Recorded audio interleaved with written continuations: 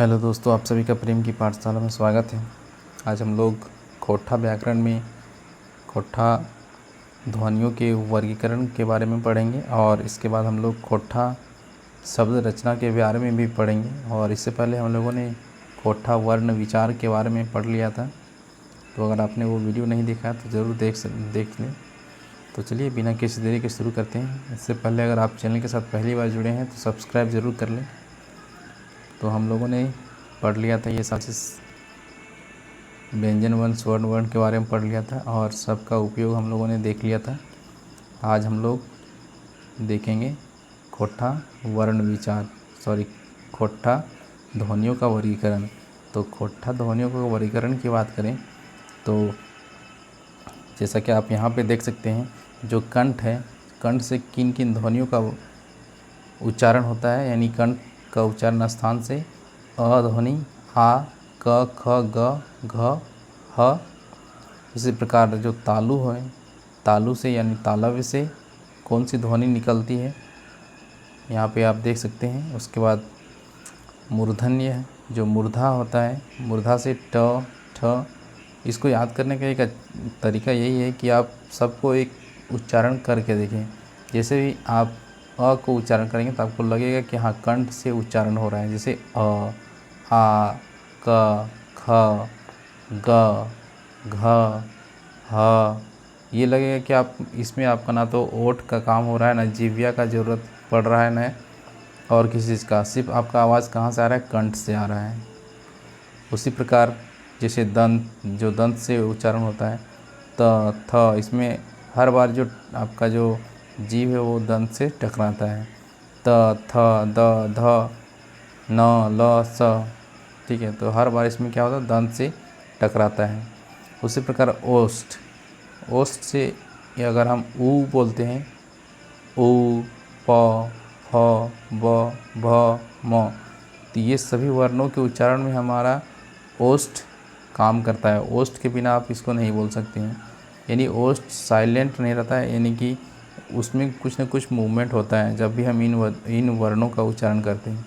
तो उच्चारण करके आप इस चीज़ को आइडेंटिफाई कर सकते हैं कि किसका उच्चारण स्थान कहाँ पे है। तो अगर हम बात करें जो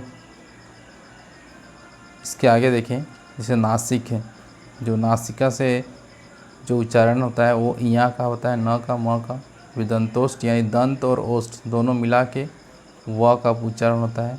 व में दंत का भी उपयोग होता है और ओष्ठ का भी। उसके बाद कंठ तालव्य, यानी कंठ और तालव्य जो तालु है, ये दोनों का उपयोग होता है किसके उच्चारण में, ए के उच्चारण में। उसी प्रकार कंठोष्ठ यानी कंठ और ओष्ठ दोनों का प्रयोग होता है इसमें औ, औरत अगर बोलते हैं तो औरत, तो कंठ का भी उपयोग हो रहा है और ओष्ठ का भी प्रयोग हो रहा है। तो ये ध्वनि क्या है, कंठोष्ठ, इसका उच्चारण स्थान है। अब हम आगे देखते हैं, जैसे कि अगर हम यहाँ पे लिखते हैं क, ख, क,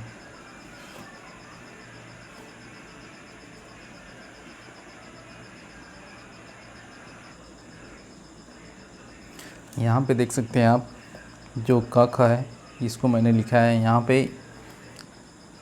इसका भी हम लोग अलग अलग रूप में वर्गीकरण करते हैं। जैसे कि जो क और ख है, दो चीज़ आपको जानना है, एक होता है महाप्राण, एक होता है अल्प प्राण।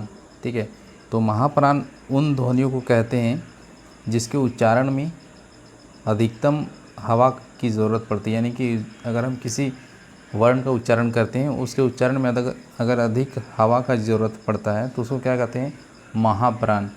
जैसे अगर हम बोलें ख, ख का उच्चारण करते हैं घ, तो इसमें क्या अधिक हवा का ज़रूरत पड़ रहा है। वहीं अगर हम क का उच्चारण करते हैं, ग का उच्चारण करते हैं, तो इसमें बहुत कम वायु की ज़रूरत पड़ती है, बहुत कम हवा की ज़रूरत पड़ती है। तो ये क्या कहलाता है, अल्प प्राण। तो यहाँ पे अगर हम देखें, जो फर्स्ट लेटर है, ठीक है, जो फर्स्ट है और जो थर्ड है, जो थर्ड वर्ण है, यानी कि ये पूरा लाइन यहाँ से लेके ये पूरा, ठीक है, प तक, यहाँ प तक लेके पूरा क तक, और यहाँ पे ग से लेके यहाँ पे पूरा ब तक, ये दोनों ही जो वर्ण है, ये दोनों ही कॉलम का जो वर्ण है, यानी फर्स्ट कॉलम और थर्ड कॉलम, इसको क्या कहते हैं, इसके जो वर्ण हैं उसको कहते हैं अल्प प्राण।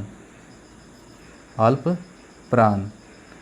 तो आपसे एग्ज़ाम में पूछा जाता है कि इनमें से कौन अल्प प्राण नहीं है, तो ये क्या कहलाते हैं, अल्प प्राण। वहीं अगर बात करें जो सेकेंड है, जो सेकेंड कॉलम है और जो फोर्थ कॉलम है, ठीक है, जो सेकेंड और फोर्थ कॉलम है उसको कहते हैं, यहाँ पे अगर लिखें सेकेंड और फोर्थ कॉलम, इसको कहते हैं महाप्राण।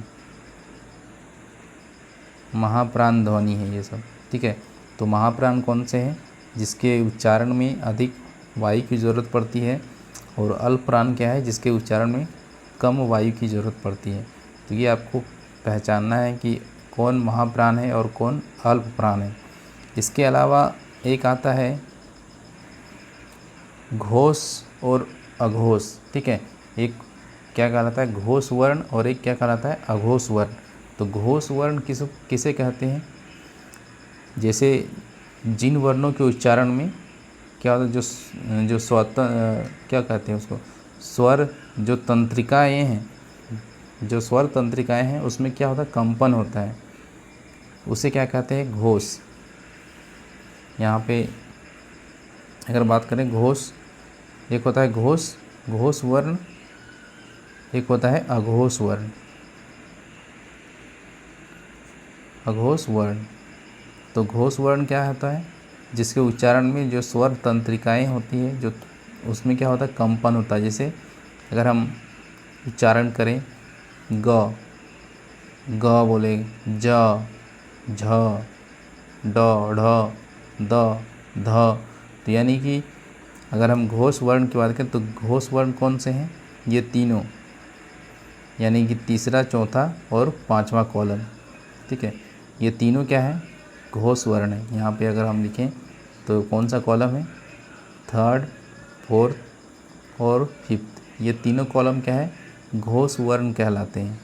और यहाँ पे देखिए म तक ही है, उसके बाद जो य, र, ल, व, स, अक्षत्र ज्ञान, ये इसको हम अलग रूप में देखेंगे कि ये किस वर्ण के अंतर्गत आते हैं।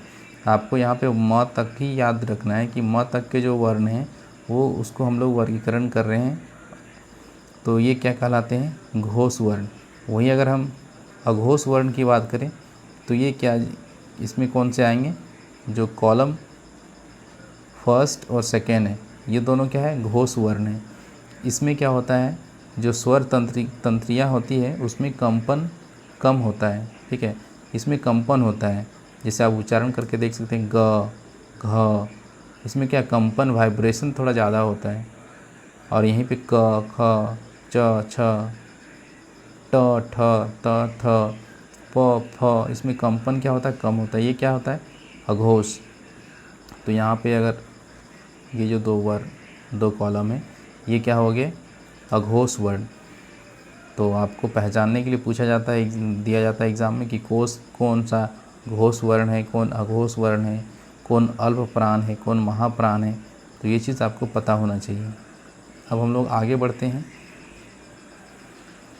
यहाँ पे अगर बात करें जो य, र, ल, व है, इसे क्या कहते हैं, इसको कहते हैं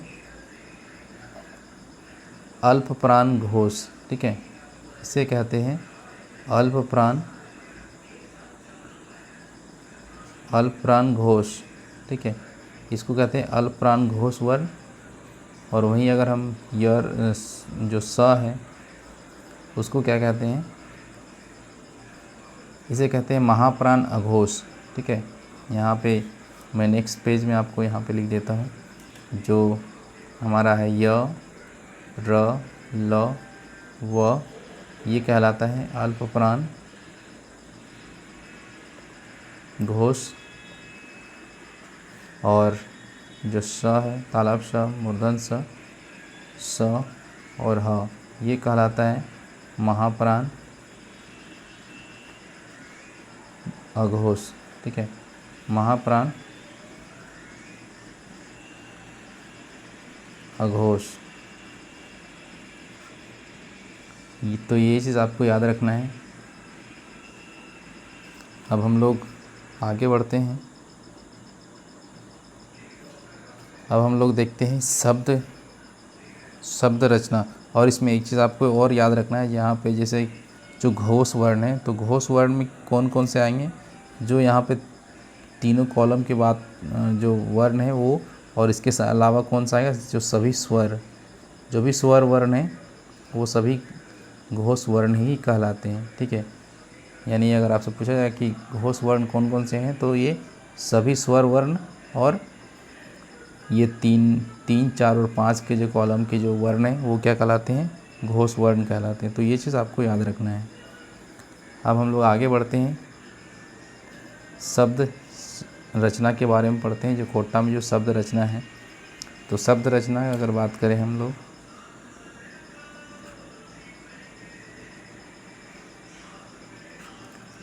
शब्द रचना, तो शब्द रचना के बारे में बात करें तो इसमें पिछले क्लास में जो मध्य स्वरागम, पूर्व स्वरागम और अंत स्वरागम की बात हम लोगों ने की थी।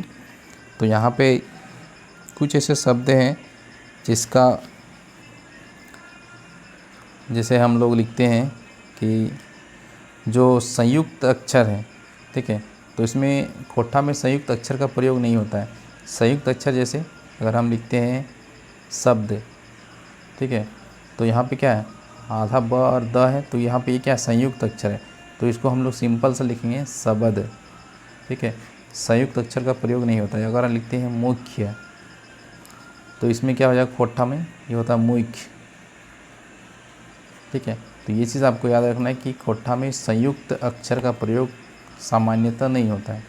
ठीक है, जो दूसरा चीज़ आपको याद रखना है, वो याद रखना है कि किसी भी शब्द के आरंभ में अगर व्य रहे तो ये किस में बदल जाता है, बे में, मतलब ये बदल जाता है बे। ठीक है, जैसे कि अगर हम लिखते हैं व्याकरण, तो ये बदल जाएगा किस में, व्याकरण। ठीक है, व्याकरण। वहीं अगर हम लिखते हैं व्यवस्था, तो ये इसमें बदल जाएगा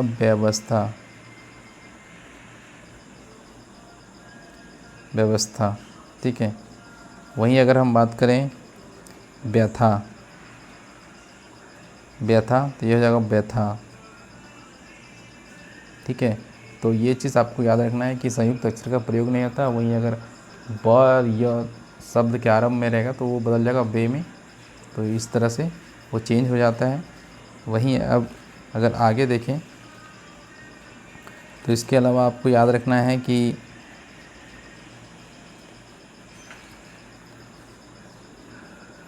जैसे कुछ ऐसे शब्द हैं जहाँ पे हम लोग आधा सा का यूज़ करते हैं, तो उसमें क्या होता है, उसमें जैसे हम लिखते हैं अगर स्कूल, कुछ ऐसे शब्द हैं जो आधा सा रहे, तो वहाँ पे शुरुआत में आधा सा रहेगा, तो ये किस में बदल जाता है, या तो इसके शुरुआत में क्या लग जाता है, ई लग जाता है, या फिर अ जुड़ जाता है। जैसे कि अगर हम लिखते हैं स्कूल, तो क्या हो जाएगा, स्कूल। ठीक है, वहीं अगर हम लिखते हैं स्थान, तो ये क्या हो जाएगा, स्थान।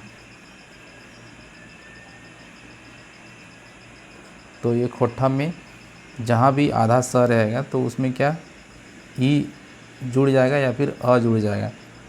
जैसे अगर लिखते हैं स्टील, तो यहाँ पे क्या हो जाएगा, इस तरह से लिख सकते हैं स्टील, या लिख सकते हैं ई स्टील, ऐसे भी लिख सकते हैं। वहीं अगर हम लिखते हैं स्थिति, तो स्थिति के है बहुत सारे वर्ड हैं, तो ये चीज़ आपको याद रखना है। उसके बाद खोट्टा में रेफ, जो रेफ है इसका प्रयोग किया जाता है। खोट्टा के जो मानकीकरण हुआ है उसमें इसको मान्यता दी गई है। उसके अलावा जो जैसे लिखते हैं र, ये प में र लिखते हैं, तो इस तरह के जो र है इसको भी खोट्टा में मान्यता दिया गया है। तो ये चीज़ आपको याद रखना है। और इसके अलावा अगर हम देखें तो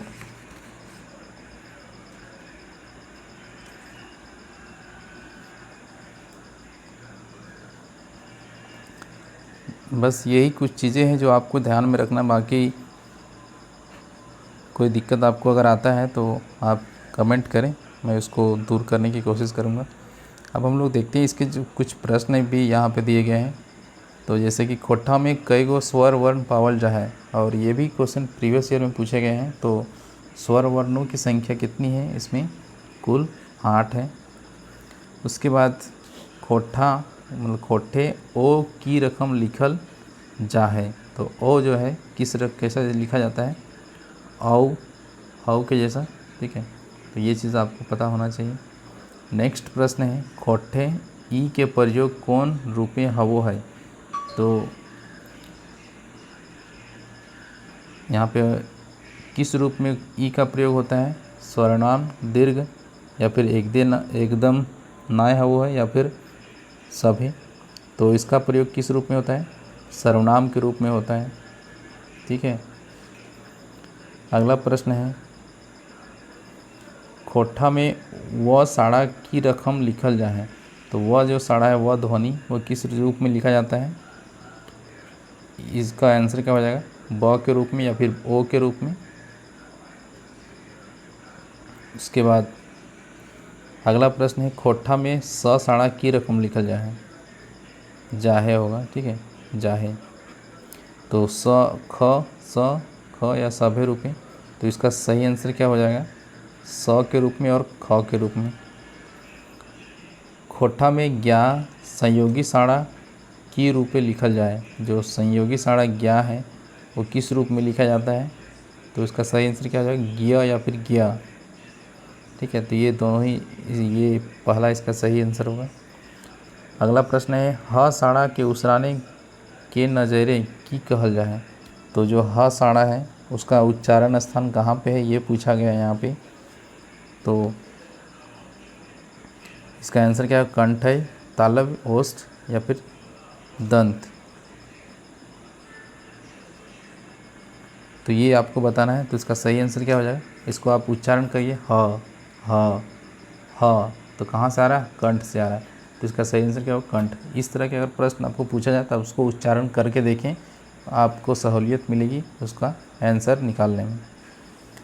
च छ ज झ के उच्चारण कौन उच्चारण अंग से हवो है? यानी कि जो च छ ज झ है इसका उच्चारण कहाँ से होता है? कंठ से होता है, तालु से होता है, ओष्ठ ओठ ठोर से हुआ, या फिर दांत से, ठीक है, दांत से।